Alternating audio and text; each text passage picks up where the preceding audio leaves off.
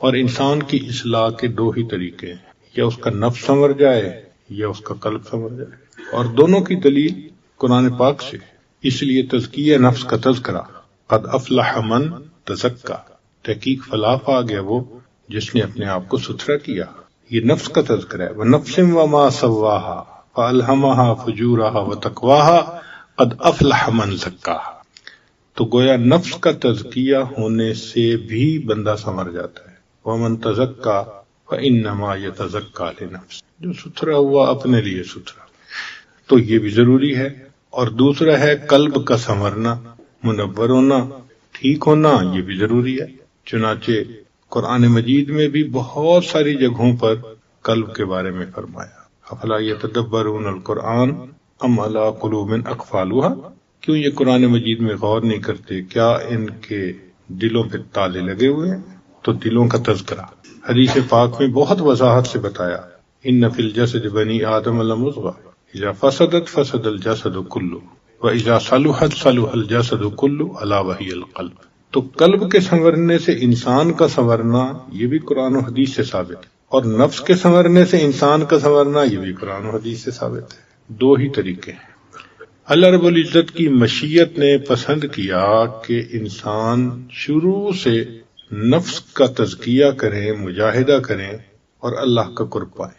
چنانچہ شروع سے لے کے تاریخ انسانیت کو پڑھ کے دیکھ لیں نفس کے مجاہدے، اس لیے کہ یہ نفس اللہ کا سب سے بڑا دشمن ہے۔ کائنات میں کسی بت کی اتنی پرستش نہیں کی گئی جتنی پرستش اس بت کی گئی ہے، نفس کے بت کی، اور اس کی پرستش صرف کافر اور مشرک نہیں کرتے، کلمہ پڑھنے والے بھی کرتے ہیں، یہ ایسا بت ہے۔ اس کی پرستش سے چھٹکارا قسمت والے پاتے ہیں، اس لیے یہ سب سے بڑا دشمن بنا، شیطان سے بھی بڑا دشمن۔ وہ کیسے کہ عزازیل بڑا عبادت گزار تھا، حدیث سے ثابت ہے کہ اس نے ہزاروں سال عبادت کی، چپے چپے پہ سجدے کیے، تبھی تو اونچا مقام ملا تھا۔ اب وہ ملعون کیوں ہوا؟ سوال ذہن میں پیدا ہوتا ہے، بھئی اس وقت تو کوئی شیطان نہیں تھا جس نے اس کو بہکایا ہو، تو وہ ملعون کیوں بنا؟ اس کو اس کے نفس نے ملعون بنایا۔ تو یہ نفس ایسا بدبخت ہے کہ یہ عزازیل کو شیطان بنا دیتا ہے۔ تو یہ شیطان کا بھی گرو گنٹھال سب سے بڑا، تو شیطان ہمارا دشمن، نفس اس سے بڑھ کر ہمارا دشمن۔ اسی لیے ہمارے مشائخ فرماتے ہیں کہ اے دوست، تو نفس کو پالنے میں لگا ہوا ہے اور نفس تجھے جہنم میں دھکا دینے میں لگا۔ تو نفس کی اصلاح یہ شروع سے تاریخ انسانیت میں موجود ہے، چنانچہ اس کے لیے بڑی مجاہدے کیے جاتے تھے، اللہ کو راضی کرنے کے لیے اس کو مشقت میں ڈالا جاتا تھا۔ آپ بنی اسرائیل کی تاریخ پڑھ کے دیکھ لیں، ان کے ہاں راہب ہوتے تھے۔ یہ کون لوگ تھے؟ اچھے لوگ تھے، اپنے وقت کے عبادت گزار تھے، نیکوکار تھے۔ 70 سال عبادت میں، 400 سال عبادت میں کوئی آسان کام ہے؟ 400 سال، اور اللہ خود فرماتے ہیں ذالک بانہم منہم قسیسین و رہبان، دیکھا اچھے لوگ تھے نا، تو وہ اللہ سے محبت کرنے والے تھے، اور ان کی انڈرسٹینڈنگ یہ تھی کہ نفس کو پامال کرو، چنانچہ وہ کم کھاتے تھے، کم پیتے تھے، کم سوتے تھے، ایک کمرہ عبادت کا بنا کے اس کو صومعہ کہا تھا، بس اس کے اندر رہتے تھے، ان کو مخلوق سے کوئی واسطہ نہیں تھا، شادی بھی نہیں کرتے تھے کہ یہ بھی رکاوٹ نہ بنے۔ اب یوں دنیا سے منہ موڑ کے اللہ کو چاہنا کوئی آسان کام ہے؟ کر کے دیکھیں نا ذرا، ایک ہفتہ نہیں گزار پائیں گے ہم، ہمارا تو ایک دن فون واپس لے لیا جائے نا تو شاید زندگی مشکل ہو جائے۔ تو آخر وہ تنہائی میں، خلوت میں، اللہ کی یاد میں بیٹھتے تھے نا، سجدوں میں رہتے تھے۔ بخاری شریف کی روایت ہے، ایک عابد نے کئی 100 سال عبادت کی اور اس نے دعا مانگی کہ اللہ جب میری موت آئے تو سجدے میں آئے، اور اس کو سجدے میں ہی موت آئی، پہاڑ کی چوٹی پہ اس کی قبر۔ تو اس کا مطلب یہ کہ یہ وہ لوگ تھے جو واقعی اللہ کے عاشق تھے، اللہ کو ٹوٹ کے چاہتے تھے، سب خواہشات چھوڑ دی تھی، مگر وہ ایک قدم اور آگے بڑھ گئے کہ یہ تو کہیں نہیں کہا گیا تھا کہ تم شادی نہ کرو، لوگوں سے رابطہ نہ رکھو، تم اللہ کے قریب نہیں جا سکو گے، یہ انہوں نے خود گھڑ لی تھی۔ یعنی نفس کا مجاہدہ تو شروع سے کہا گیا تھا، مگر اس مجاہدے میں اتنا آگے بڑھ جانا کہ بالکل ہی بے تعلق ہو جانا، یہ والرہبانیت نبتدعوہا، یہ بدعت تھی جو انہوں نے بنا لی تھی، مگر محبت میں کیا تھا. حکم نہیں تھا ان کو کہ تم ایسے رہو، حکم نہیں تھا کہ شادی کرنے سے اللہ کا قرب نہیں ملے گا. یہ انہوں نے محبت میں، کیونکہ جب علم نہ ہونا تو عشق بدعت سکھاتا ہے، اور عشق نہ ہو تو علم عجب اور تکبر میں ڈال دیتا ہے. یہ دونوں لازم و ملزوم ہیں ایک دوسرے. تو بنی اسرائیل کی تاریخ سے پتہ چلتا ہے. چنانچہ نبی علیہ السلام دنیا میں تشریف لائے، آپ صلی اللہ علیہ وسلم نے صحابہ کو تعلیم دی. چنانچہ مدینہ طیبہ جب نبی علیہ السلام تشریف لائے تو پہلا خطبہ جو دیا اس میں فرمایا کہ احب اللہ بکل قلوبکم، کہ تم اللہ کو پورے دل سے محبت کرو. یہ مدینے کا پہلا خطبہ ہے جو نبی علیہ السلام نے دیا، اللہ سے پورے دل سے محبت کرو. نبی علیہ السلام نے میسج دیا کہ دیکھو دل ایک ہے اور ایک ہی کے لیے ہے. ما جعل اللہ لرجل من قلبین فی جوفہ، کسی کے سینے میں اللہ نے دو دل نہیں بنائے، ایک رحمان کو دے دے، ایک نفس اور شیطان کو دے. تو دل ایک ہے اور ایک ہی کے لیے. چنانچہ صحابہ رضی اللہ عنہم کا پورا دل اللہ کے لیے تھا. یہیں پہ فرق ہے. ہم نے کلمہ بھی پڑھا، ہم مسلمان بھی کہلائے، ہم نمازیں بھی پڑھتے ہیں، لیکن پورا دل اللہ کو ابھی نہیں دیا. کچھ دل کا حصہ ہے جس میں بت ہیں، کسی میں عورت ہے، کسی میں مال ہے. بتوں کو توڑ، تخیل کے ہوں یا پتھر کے، ان بتوں کو توڑنا پڑے گا. اللہ نے اپنے گھر کو بتوں سے پاک کروایا تھا نا نبی علیہ السلام کے ہاتھوں، تب لات و منات توڑوا دیے تھے. ہمیں بھی لات و منات توڑنے کا ہوگا کہ ایک ایسا وقت زندگی میں آئے کہ ہم کہیں اللہ ترکت اللات والعزی جمیعا، سب لات و منات کو چھوڑ دیا میں، بس سارا دل آپ کے لیے. اور تصوف کی پوری محنت کا مقصد یہی ہے کہ پورا دل اللہ کو ہم دے دیں، ماں سوا کی محبت نہ رہے. چنانچہ صحابہ رضی اللہ تعالیٰ عنہم اللہ رب العزت سے بہت محبت کرتے تھے، اور وہ چاہتے تھے کہ ہمیں اللہ کا قرب کا اعلیٰ ترین مقام مل جائے. چنانچہ وہ اپنے نفس کے خوب خلاف کرتے تھے، راتوں کو جاگتے تھے، روزوں پہ روزے رکھتے تھے، قسمیں کھانے لگ گئے تھے.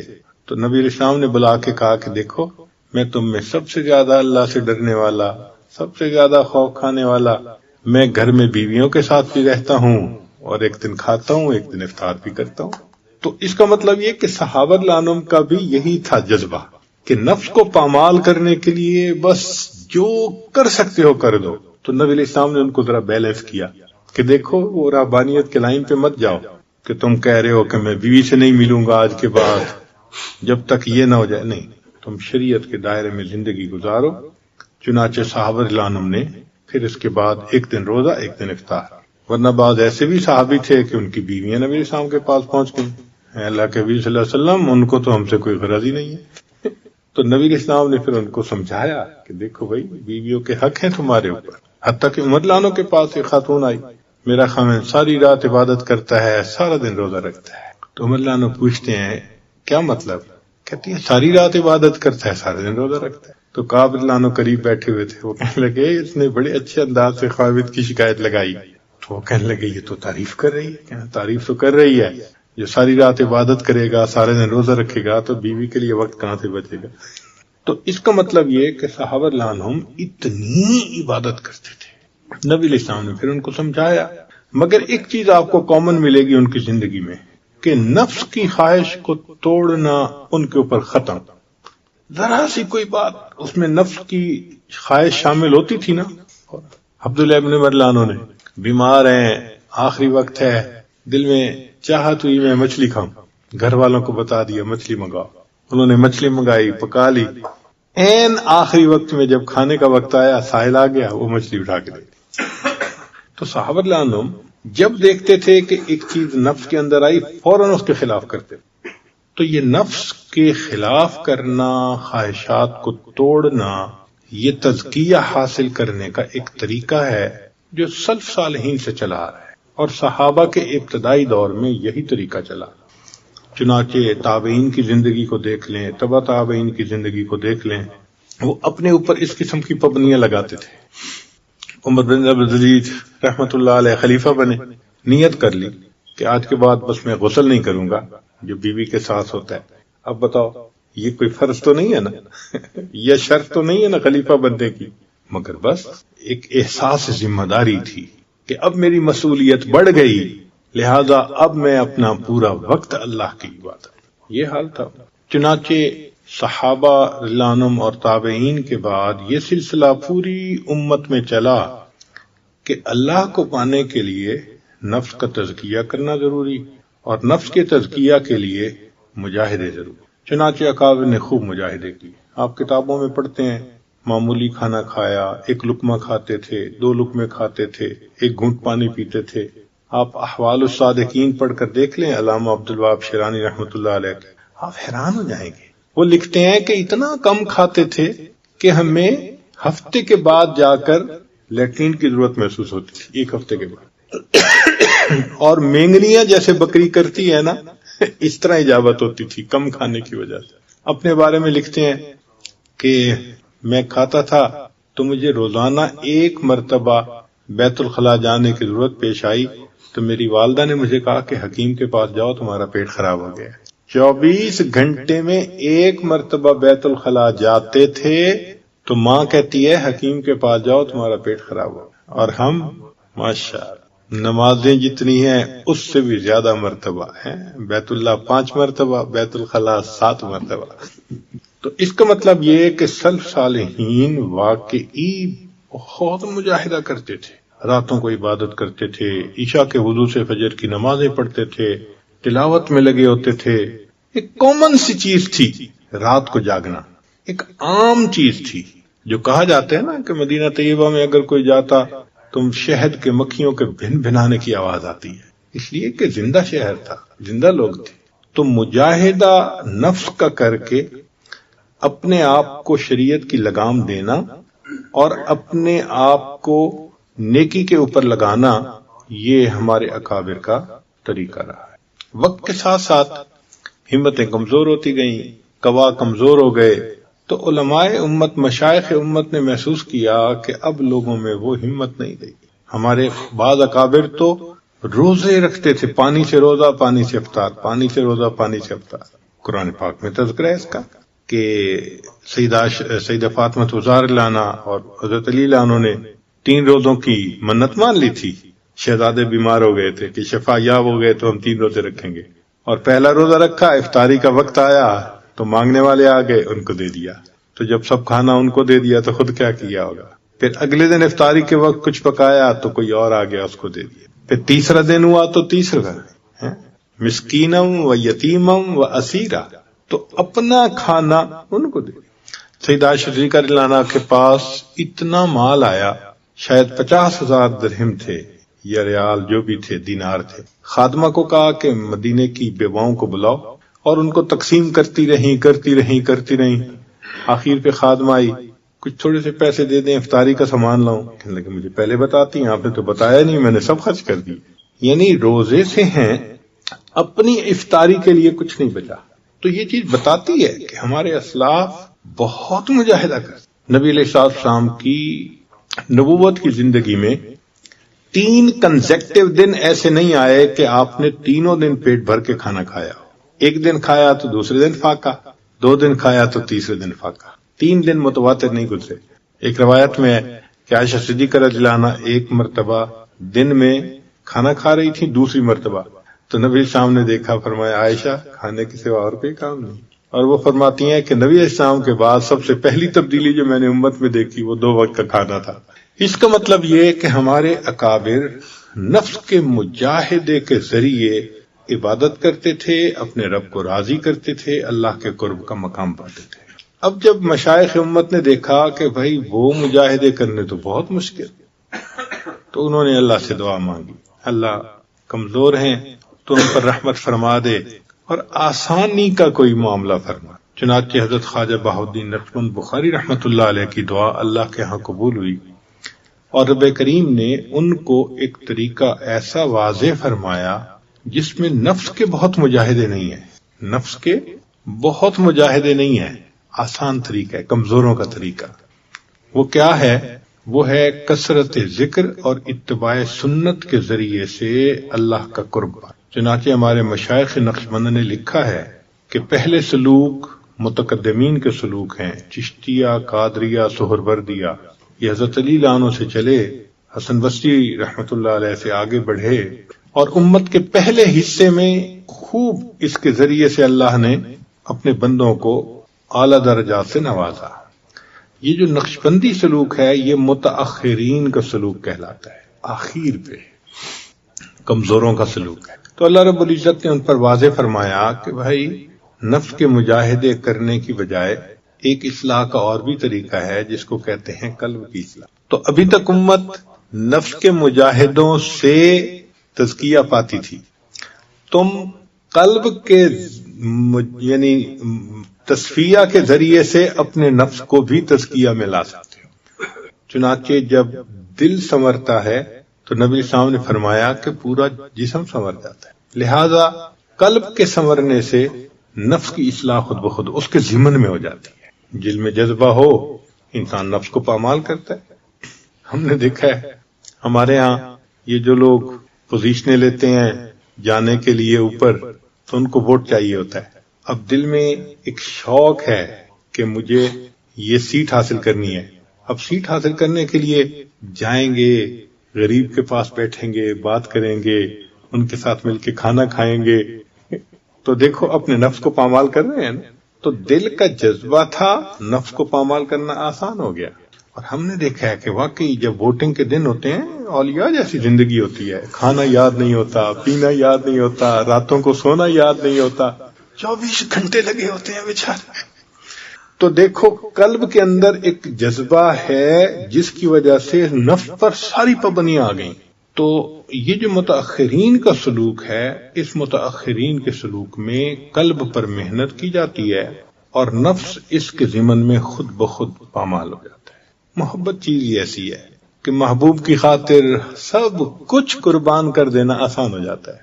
چنانچہ دوسرے مشائخ نے فرمایا کہ ہم مجاہدہ نفس کے ذریعے سے سلوک طے کرواتے ہیں۔ ہمارے مشائخ نقشبند نے کہا کہ ہم اتباع سنت کے ذریعے سے سلوک طے کرواتے ہیں۔ تو اس سلسلہ میں کثرت ذکر اور اتباع سنت یہ دو بنیادی چیزیں ہیں، یہ دو پر ہیں، یوں سمجھ لیں۔ ان پروں سے بندہ اڑتا ہے۔ چنانچہ ہمارے مشائخ کی کتابوں میں یہ بات آپ کو بہت کثرت سے ملے گی کہ ہمارے سلوک کی بنیاد 3 چیزوں پہ ہے: کثرت ذکر، اتباع سنت، صحبت شیخ۔ تو صحبت شیخ تو یوں سمجھ لیں کہ سٹیئرنگ پہ جیسے کوئی بیٹھا ہوا ڈائریکشن طے کر رہا ہوتا ہے، اور اصل پر تو 2 ہی ہیں، کثرت ذکر اور اتباع سنت۔ اب کثرت ذکر اور اتباع سنت میں وہ مجاہدہ کھانے پینے کا نہیں ہے جو پہلے تھا۔ نقشبند بخاری رحمۃ اللہ سے کسی نے پوچھا کہ حضرت میں کتنا کھاؤں؟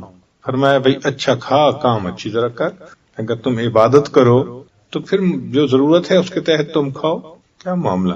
جو جانور کام اچھا کرے تو مالک اس کو چارہ ڈالتے ہوئے پریشان تو نہیں نہ ہوتا؟ تو فرمایا تم اچھا کھاؤ، کام اچھی طرح کرو۔ اس لیے ہمارے ہاں مجاہدہ یہ ہے کہ ہر کام کو سنت کے مطابق کیا، اور اگر غور کریں تو یہ سب سے بڑا مجاہدہ ہے۔ باجد بستامی رحمت اللہ علیہ فرماتے ہیں کہ میں نے 20 سال مجاہدہ کیا، ہر کام سنت کے مطابق کرنے سے بڑا مجاہدہ میں نے کوئی نہیں دیکھا۔ یہ کوئی آسان کام ہے۔ ایک شخص جنید بغدادی رحمت اللہ علیہ، یہ کوئی بزرگ تھے، ان کی صحبت میں 10 سال رہا۔ حضرت میں جاتا ہوں کسی اور کے پاس، اجازت دیں۔ کیوں؟ میں تو آیا تھا کرامت دیکھنے کے لیے، میں نے 10 سال میں کوئی کرامت ہی نہیں دیکھی۔ مان لے کہ اچھا یہ بتاؤ کہ ان 10 سالوں میں کوئی عمل سنت کے خلاف دیکھا؟ کہا نہیں۔ تو ایسے بڑی کرامت اور کیا ہو سکتی کہ 10 سال میں کوئی کام سنت کے خلاف ہی نہ ہو۔ تو یہ سب مجاہدوں سے بڑا مجاہدہ ہے اتباع سنت، اور یہ آسان ہو جاتا ہے جب انسان کثرت سے ذکر کرتا ہے۔ اس لیے قرآن مجید میں کثرت ذکر کا حکم، اذکروا اللہ ذکرا کثیرا والذاکرین اللہ کثیرا والذاکرات۔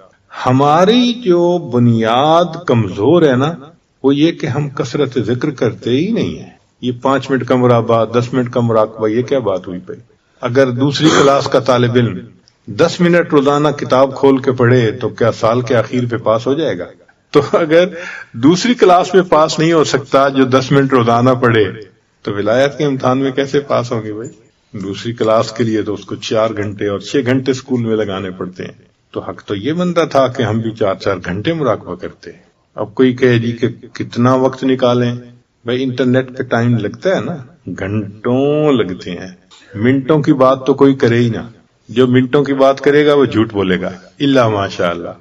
اس مصیبت کو ایک دفعہ جس نے کھول لیا اس کے گھنٹہ گیا، پتہ بھی نہیں چلتا گھنٹہ لگنے کا۔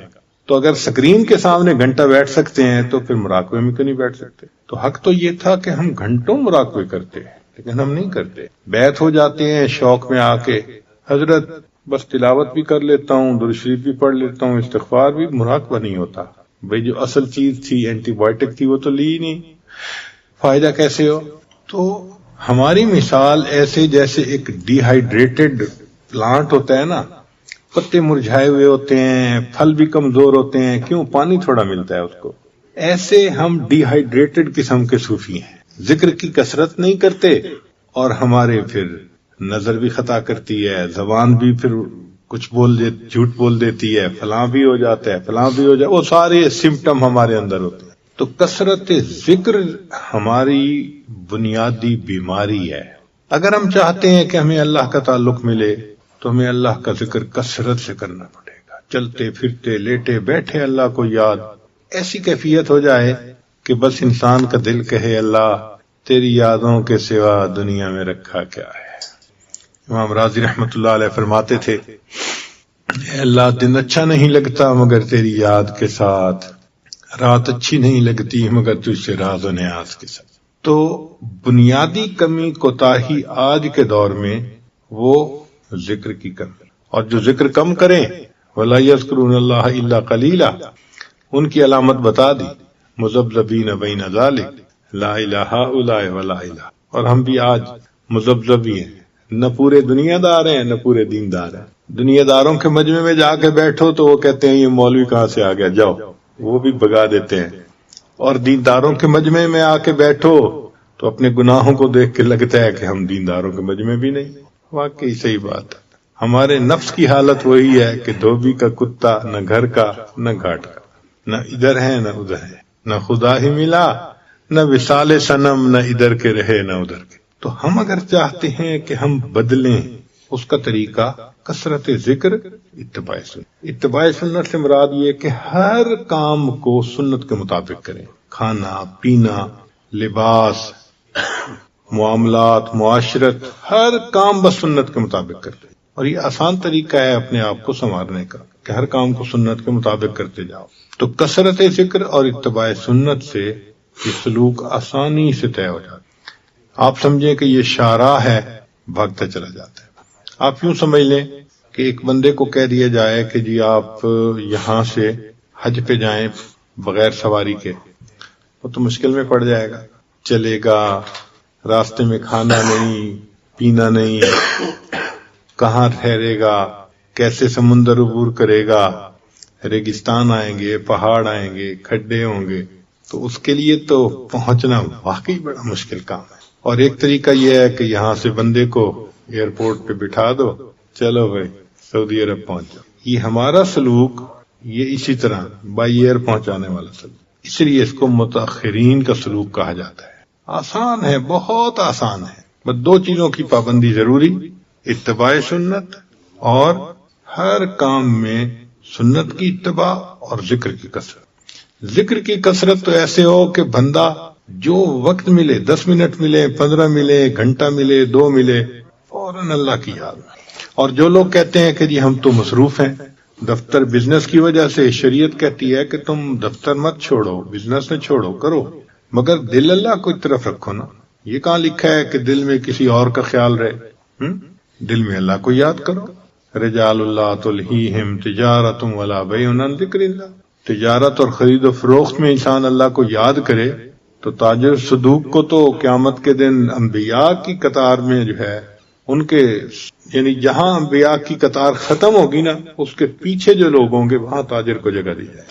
تو مقصود ہے کہ ہر وقت دل میں اللہ کی یاد رہے۔ اور ہم نے تو دیکھا ہے اس کو کہ جب دل کہیں اٹک جاتا ہے نا، 24 گھنٹے اسی کی۔ یہ نوجوان ساتھی، میں نے اپنے دوست یہ یونس صاحب کو کہا کہ یہ صوفی لوگ ہیں، آپ ذرا غور کرنا، جہاں ٹھہریں گے نا بھاگیں گے باہر۔ آج ہم باہر سے آئے، کوئی ادھر فون پہ باتیں کر رہا ہے، کوئی ادھر فون پہ باتیں کر رہا ہے، پوری گلی میں ہمیں جگہ جگہ دیکھا۔ اٹکا ہوا ہے نا دل کہیں نہ کہیں، بھاگتے ہیں. اور بعض نے تو پھر مجلس میں رنگ بند کی ہوتی ہے، وہ دل دھڑک رہا ہوتا ہے، وہ وائبریشن ہوتی ہے تو دل دھڑکتا ہے. وائبریشن ہوئی، اس کو لے کے بھاگے، ہاتھ میں آ گیا میسج، آ گیا فون ہے. تو جب دل اٹکا ہوا ہوتا ہے تو پتہ چلتا ہے کہ دل اٹکا ہے کہیں. جن کا اللہ کے ساتھ دل اٹکتا ہے ان کے اٹھنے بیٹھنے سے بھی پتہ چلتا ہے یہ اپنا دل دے چکے ہیں، یہ کسی کے بن گئے. دلوں من لئی تیری بن گئی. اس نے بھی دل میں عہد کر لیا، اللہ میں نے اپنا دل آپ کو دے دیا. تو ان کو مصلی پہ دیکھیں گے، ان کو تلاوت کرتا دیکھیں گے، ان کو تہجد پڑھتا دیکھیں گے. سبحان اللہ. سیماہم فی وجوہہم من اثر السجود، پتہ چلتا ہے ان کے چہروں سے جو ذکر کر رہے ہوتے ہیں. تو دو چیزیں ہیں، کثرت ذکر اور اتباع سنت. ان دو چیزوں سے یہ سلوک طے ہو جائے تو سلوک بہت آسان ہو گیا. آپ ضرورت کے مطابق نیند پوری کریں، 7 گھنٹے اچھی نیند ہے. اگر کوئی بہت تھکا ہوا ہوتا ہے بے شک 8 گھنٹے سوئے، تو 7-8 گھنٹے سونا تصوف میں منع نہیں ہے، نیند پوری کریں. اور باقی 8 گھنٹے جو دفتر کے ہیں وہ بھی دفتر کا کام کریں، ہم اس سے بھی منع نہیں کرتے. لیکن وہ جو باقی 8 گھنٹے بچتے ہیں نا، اب ان میں بیوی بچوں کے ساتھ چلو آپ 2 گھنٹے گزار لیں گے، کوئی خرید و فروخت 1 گھنٹہ اور لگا لو. وہ جو 3-4 گھنٹے خبریں پڑھ رہا ہوں جی، اور خبروں پہ نام پہ ماشاءاللہ سکرینیں کھل رہی ہوتی ہیں، تقریر سن رہا ہوں ماشاءاللہ، شیطان بٹھاتا ہے ذرا تقریر سنتے ہیں فلاں کی. وہ تقریر سننے بیٹھتے ہیں، تصویر دیکھ کے ختم کرتے ہیں، تقریر سے تصویر پہ چلے جاتے ہیں، وہ تصویریں دیکھ رہے ہوتے ہیں بیٹھے ہوئے.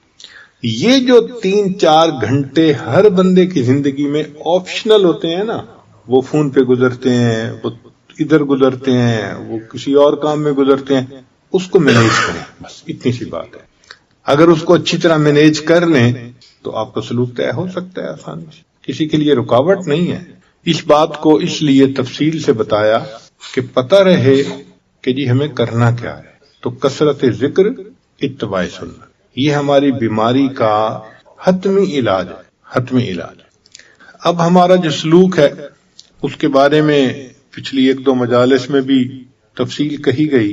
یہ بات ذہن میں رکھیں کہ یہ جو سلوک ہے نا، یہ کوئی علم نہیں ہے کہ پڑھا دو تو سب کو پتہ چل جائے گا. یہ کیفیات کا نام ہے، اور کیفیات کرنے سے ملتی ہیں، سننے سے نہیں مل جاتی. اس لیے سلوک راستہ طے کرنا پڑتا ہے. آپ یہاں سے بیٹھ کر تصور کر لیں مکہ مکرمہ کا تو پہنچ تو نہیں نہ جاتے، طے کرنا پڑے گا نا.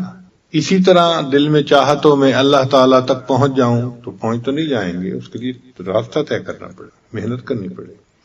اب اس کے لیے ہمارے مشائخ نے یہ بتلایا کہ دیکھو، چھت پہ جیسے بندہ چڑھنا چاہتا ہے نا تو سیڑھیاں ہوتی ہیں، سیڑھیوں پہ چڑھتا جائے چھت پہ چلا جاتا ہے. جو ماسٹر کی ڈگری کرنا چاہے تو 16 سال کا ایک سلیبس ہوتا ہے، ماسٹرز کر لیتا ہے. اسی طرح جو اللہ تعالیٰ تک پہنچنا چاہے تو 35 اسباق ہیں، اگر وہ کر لے گا تو اللہ رب العزت کی معرفت نصیب ہو جائے. انہوں نے ہم پر یہ احسان کیا کہ اس کو کھول کھول کے بتا دیا. پہلے سبق پر تم یہ کرنا، یہ کیفیت ملے گی، یہ کرنا، یہ کیفیت ملے گی، یہ کرنا تو یہ کیفیت ملے گی. اب بتائیں کتنا آسان کر دیا انہوں نے راستے کو. اب ایک بندہ 2 سیڑھیاں چڑھ کے کھڑا ہی ہو جائے تو قصور کسی کا تو نہیں ہے نا، اپنا ہی قصور ہے. آج یہی ہے کہ 1 سبق کیا، 2 سبق کیا، اور 2 سبق کے بعد بس کھڑے ہوئے ہیں، اسی پہ سال گزر گیا، 2 سال گزر گئے. اچھا ایک بات بتائیں، اگر کوئی طالب علم تیسری کلاس میں 3 سال لگا دے، اسے پاس کہیں گے یا فیل کہیں گے؟ بولے فیل کہیں گے. اب کسی بندے کو سبق میں 3 سال لگ جائیں تو کیا کہیں گے؟ فیل ہے بھائی، اور کیا. تو ہمیں آگے بڑھنا چاہیے، آگے بڑھنا چاہیے، کوشش کرنی چاہیے. اور اس میں رکاوٹ ہماری اپنی سستی کے سوا اور کچھ نہیں. حضرت خواجہ محمد معصوم رحمۃ اللہ علیہ فرماتے ہیں اپنے مکتوبات میں کہ ہمارے اس سلسلے میں محرومی نہیں ہے. در طریق ما محرومی نیست، در طریق ما محرومی نیست، اس طریقے میں محرومی نہیں ہے. وہ فرماتے ہیں کہ منزل تک پہنچنے میں سستی کے سوا اور کوئی رکاوٹ نہیں ہے. سالک کی اپنی سستی کے سوا کوئی رکاوٹ نہیں، خود ہی سست ہے۔ ہمیں یاد آتا ہے کہ امریکہ میں بہت بڑے بڑے ہائی وے ہیں، تو وہاں پر بعض ہائی وے ایسے ہیں کہ اس کو ٹرن پائک کہتے ہیں، کہ آپ اس ہائی وے پہ ایک دفعہ چڑھ گئے نا تو اس کا ایگزٹ کہیں نہیں ہوتا، ایک منزل ہوتی ہے، بس وہاں جا کے ایگزٹ آتا ہے، درمیان میں کہیں نہیں، اس کو ٹرن پائک کہتے ہیں۔ یہ سلوک بھی ٹرن پائک کی طرح ہے، جو چڑھ گیا ادھر ادھر کہیں نہیں جا سکتا۔ ہاں ایک ہی ہے کہ منزل پہ اگر نہیں پہنچا تو اس کا مطلب ہے کھڑا ہو گیا درمیان میں، ورنہ آہستہ بھی چلتا رہے تو پہنچ ہی جائے گا نا منزل پہ۔ ہمارے اس طریق میں منزل تک پہنچنے میں کوئی رکاوٹ نہیں ہے سوائے اپنی سستی کے۔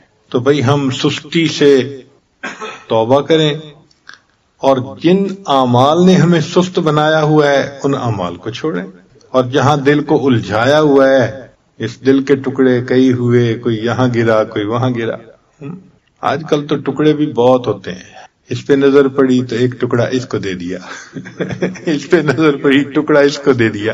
تو ہم اپنے آپ کو ما سوا میں الجھنے سے بچائیں، یہ جو انٹر انٹو دی نیٹ، اس مصیبت سے بچیں، یہ بھی بڑی مصیبت ہے آج کل۔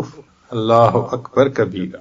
اللہ تعالیٰ نے تو زندگی اچھی گزارنے کے لیے وائف بنائی تھی، شیطان نے جہنم جانے کے لیے وائی فائی بنا دی۔ وہ بیچاری وائف کا بھی وقت وائی فائی کو چلا جاتا ہے۔ تو اس مصیبت سے بچیں، پھر دیکھیں کیفیات کیسے ملتی ہیں۔ اچھا، یہ کوئی نیا تجربہ نہیں ہے کہ آج کے دور میں ایک نیا تجربہ کر رہے ہیں، نہیں، یہ کام اللہ نے ہمارے مشائخ پہ کھولا، کروڑوں لوگوں کو انہوں نے اس راستے پہ چلایا، خود بھی انہوں نے اللہ کی محبت پائی، کروڑوں بندوں کو اللہ کی محبت نصیب، اور ان کی پاکیزہ زندگی اس کے اوپر دلیل ہے۔ تو یہ پیٹنٹ کام ہے۔ سلوک کے بارے میں بار بار اس لیے بتایا جا رہا ہے کہ کم از کم ہمیں پتہ تو ہونا کہ ہم نے کرنا کیا ہے۔ ہمارے سلوک کے جو پہلے 7 سبق ہیں وہ لطائف کے اسباق کہلاتے ہیں، 5 لطائف عالم امر اور 2 عالم خلق۔ سارے لطائف کے ذکر کا ایک ہی جیسا اثر ہے، جیسے کسی عمارت کے پلر ہوتے ہیں، اس پر عمارت بنتی ہے۔ یہ 7 جو ہمارے لطائف ہیں، یہ 7 پلر ہیں جس پر ہماری روحانیت کی عمارت بنی۔ پلر مضبوط ہوتے ہیں تو عمارت بلند بنتی ہے۔ تو جتنا ہم ان پر زیادہ محنت کریں گے اور لطائف زیادہ روشن ہوں گے، اتنا پھر آگے معرفت کی سیڑھیاں چڑھنا ہمارے لیے آسان ہو جائے گا۔ تو اس پر محنت کرنے کی ضرورت ہے۔ تو 7 لطائف پر محنت کرنے سے انسان کو شریعت پہ چلنا آسان ہو جاتا ہے۔ اس لیے ساجد نے عرض کیا تھا کہ جب سالک بیت ہوتا ہے تو فسق و فجور کی زندگی ہوتی ہے شروع میں، تو 7 اسباق اس کی زندگی کو فتویٰ میں لے کے آ جاتے ہیں۔ کم از کم حرام سے بچتا ہے، حلال کے دائرے میں آ جاتا ہے۔ تو 7 اسباق سالک کو فسق و فجور سے بچا کر حلال کے دائرے میں لے آتے ہیں، تو یہ فتویٰ کے اندر زندگی آ جاتی ہے۔ پھر 7 کے بعد تحلیل کے اسباق ہیں۔ تحلیل کے اسباق لا الہ الا اللہ، چاہے سانس روک کر کریں چاہے زبان سے کریں، ان کی یہ برکت ہے کہ دل پہ جھاڑو پھر جاتا ہے، تبتل مل جاتا ہے، انقطاع عن المخلوق، دل سے کسی کا تعلق رہتا ہی نہیں ہے، ہر ایک سے دل کٹ جاتا ہے، اللہ کے ساتھ جڑ جاتا ہے۔ تو یہ لا الہ الا اللہ جو ہے، یہ یوں سمجھیں کہ بالکل پالش کر دیتا ہے انسان کے دل کو۔ دیکھیں نا، ایک چیز کو پہلے صاف کرتے ہیں پھر پالش کرتے ہیں، تو ذکر نے صاف کر دیا اور تحلیل نے اس کو پالش کر دیا، چمکا دیا، اب ذرے کا نام و نشان ہی نہیں مٹی کے لیے۔ یہی کیفیت انسان کے سبق کی ہے۔ قرآن مجید کی آیت ہے وَاذْكُرِ اسْمَ رَبِّكَ، ذکر کر رب کے نام کا۔ اب کوئی ہم سے پوچھے جی تمہارے رب کا کیا نام ہے، تو ہم کیا بتائیں گے؟ اللہ۔ باقی تو صفاتی نام ہے نا، ذاتی نام جو ہے وہ تو اس میں جلالہ اللہ ہے نا۔ تو وَاذْكُرِ اسْمَ رَبِّكَ یعنی ذکر کر اللہ کے نام کا، رب کے نام کا۔ نتیجہ کیا نکلے گا؟ وَتَبَتَّلْ إِلَيْهِ تَبْتِيلًا، اور اس کی طرف تبتل اختیار کرو، مخلوق سے کٹو، اللہ سے جڑو۔ تو ذکر کو اس رتبے تک ہم نے پہنچانا ہے کہ مخلوق سے دل کٹ جائے، اللہ سے دل جڑ جائے، مخلوق سے دل کٹ جائے اور اللہ سے دل جب تک دل ما سوا میں پھنسا ہوا ہے اللہ کی معرفت اس پر حرام ہے۔ اللہ تعالیٰ شرک پسند نہیں فرماتے، شرک پسند نہیں فرماتے۔ تھوڑا سا بھی دل میں کسی غیر کو جگہ دے دی ہوئی ہوگی نا، اللہ غنی ہے، کہتا ہے جاؤ جس کی محبت تم نے دل میں رکھی ہے اسی کو محبوب بناؤ۔ اسی لیے میسج لکھتے ہیں نا، تو جب میسج لکھنے لگے نا آئی لو یو، تو 3 لفظ ہیں، 3 دفعہ سوچا کرے۔ اگر تو دائرہ شریعت کے اندر ہے پھر تو ہے جائز، بیوی کو لکھا، ماں کو لکھا، باپ کو لکھا، شیخ کو لکھا، اگر تو دائرہ شریعت کے اندر ہے پھر تو ہے ٹھیک۔ اور اگر نفسانی، شیطانی، شہوانی وجہ سے لکھ رہے ہیں تو یہ 3 لفظ ڈرتے ہوئے لکھتے ہوئے 3 دفعہ سوچے، ایسا نہ ہو کہ میں کہہ رہا ہوں آئی لو یو اور اللہ کہے محبت تو اس سے کرتا ہے تو جاؤ میں نے تمہیں اسی کے حوالے کر دیا، اپنے چاہنے والوں کی فہرست سے میں نے تمہیں کاٹ دیا۔ اس لیے یہ 3 لفظ لکھنا پہاڑ کی طرح بھاری ہونے چاہیے بندے پہ، سوچ کے لکھے۔ آئی لو یو کیوں لکھ رہا ہوں؟ نفس کی خاطر لکھ رہا ہوں۔ اگر نفس کی خاطر لکھا تو پھر اللہ کے چاہنے والوں میں سے نام کٹ سکتا ہے۔ اللہ بڑے غیور ہیں، بڑے غیور ہیں۔ ایک غیر چہرے پر محبت کی نظر سے 20 سال کے بعد قرآن پاک سینے سے نکال دیا گیا۔ یہ اللہ کی غیرت کا معاملہ ہے۔ نبی صاحب نے فرمایا انا اغیر الناس، انا اغیر ولد آدم واللہ اغیر منی، میں اولاد آدم میں سب سے زیادہ غیور ہوں، اللہ مجھ سے بھی زیادہ غیور ہے۔ تو اس لیے یہ جو ہے نا دل پھنس جانا کہیں، وہ تو رسی سے آپ نے کسی جانور کو باندھ دیا، وہ ہل ہی نہیں سکتا۔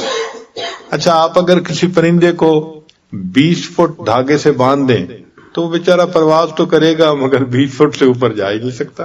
ایسے ہی ہمارا حال ہوتا ہے، ہم نے دل ادھر ادھر کہیں اٹکایا ہوا ہوتا ہے، بس وہ ایک تھوڑی سی پرواز ہوتی ہے جو ہم کرتے ہیں ظاہر داری کی، اس سے اوپر جا ہی نہیں سکتا۔ گرفتاری سے کھلیں گے تو آزادی سے سفر طے کریں گے۔ اس لیے اس پہ محنت کرنے کی ضرورت ہے کہ دل کہیں نہ اٹکا ہوا ہو، کامل اللہ کو دینا ہے، پورا دل اللہ کو۔ محبوب حقیقی اللہ ہے، مشہود حقیقی اللہ ہے، مطلوب حقیقی اللہ ہے، خدا بندہ مقصود من تو یہ بھرس آئے تو دل سے یہ آواز، اس کو کہتے ہیں باز گشت۔ دل سے آواز سنتے ہیں نا بندہ، اس کو باز گشت کہتے ہیں۔ تو ہمارے سلسلے میں باز گشت کیا ہے؟